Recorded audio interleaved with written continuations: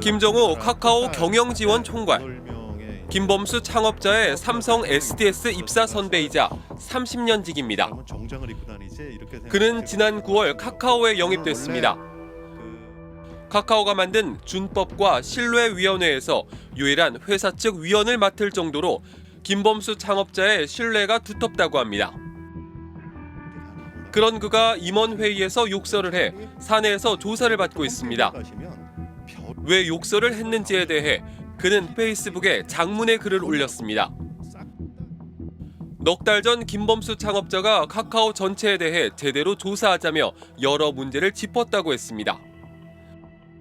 경영진과 측근의 편중된 보상, 만연한 불신과 냉소, 골프장 회원권과 법인카드, 대형 건설 프로젝트의 끝없는 비리 제보, 3번이나 술을 마신 끝에 승낙했다고 적었습니다.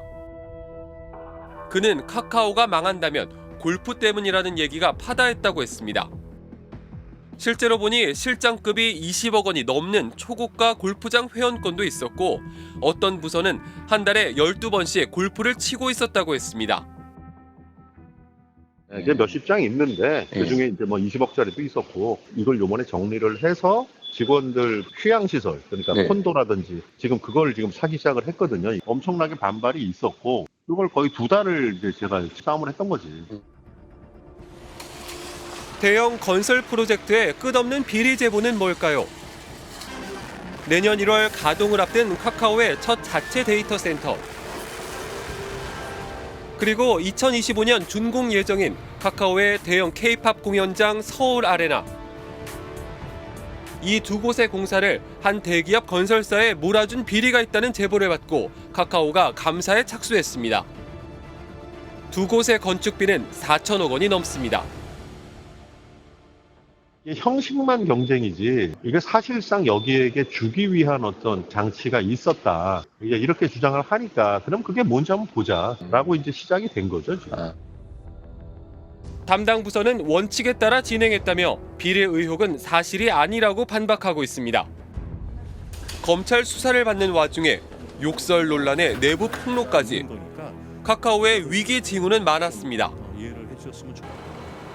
지난해 10월 데이터 센터 화재로 터진 카카오 먹통 사태. 거대한 빅테크 기업이 자체 데이터 센터조차 없이 운영하다 속수무책으로 당했습니다. 돈을 써야 할 곳에 쓰지 않았던 겁니다. 거의 전 국민이 사용하고 있는 서비스에 대해서 이용자께 서비스 이용에 불편을 드린 점을 진심으로 사과드립니다. 경영진의 부도덕성도 여러 번 논란을 일으켰습니다. 2021년 당시 류영준 카카오페이 대표 등 경영진 8명이 한꺼번에 스톡옵션 주식을 매각해 900억 원 가까운 돈을 챙겼습니다. 상장 한 달 만이었습니다. 경영진이 주식을 내다 팔았다는 소식이 알려지자 주가가 폭락했습니다. 한 달 만에 30% 가까이 떨어졌습니다.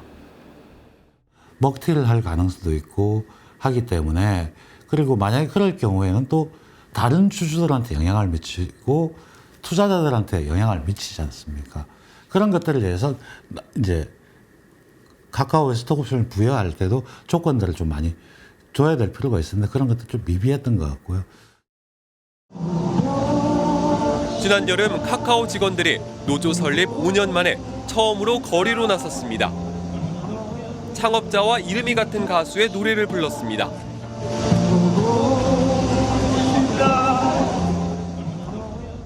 경영난으로 카카오 계열사들이 희망퇴직을 추진하는 데 대해 항의했습니다.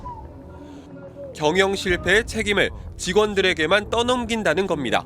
대출금을 가지고 많은 분들이 회사를 떠난 상황에서 대표를 했던 그런 분은 사실 고문 계약을 통해서 계속 회사에 고문으로 남아 있는 상황이거든요.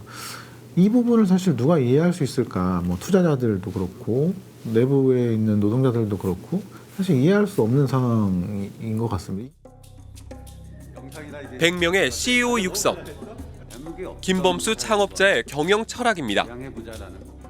실제로 카카오에는 100개가 넘는 계열사, 100명이 넘는 CEO들이 있습니다.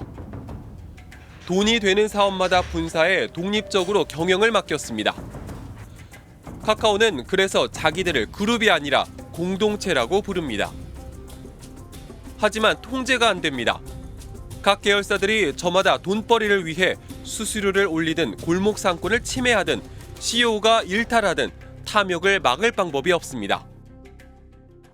자율경영이 확장할 때는 굉장히 강력한 드라이빙 포스, 즉 원동력이 되는데 문제가 발생할 경우 예를 들면 정말 시장에서 그걸 탐욕으로 보거나 아니면 카카오의 독과점적인 횡포라고 볼 때 그걸 제어를 해야 되는데 제어할 방법이 없다는 겁니다. 신뢰를 잃은 카카오. 카카오는 준법과 신뢰위원회라는 외부 감시 기구를 출범시켰습니다. 하지만 시선은 싸늘합니다. 제가 보기엔 삼성 흉내내기를 하고 있는데 결국 내부 통제는 내부에서 하는 거예요. 그래서 이사회가 견제와 감시 역할을 해야 되는데 이사회를 개혁하려고 그러지 않고 외부에 그걸 반한다고 해서 거기에 어떤 영향력을 행사할 수 있겠습니까?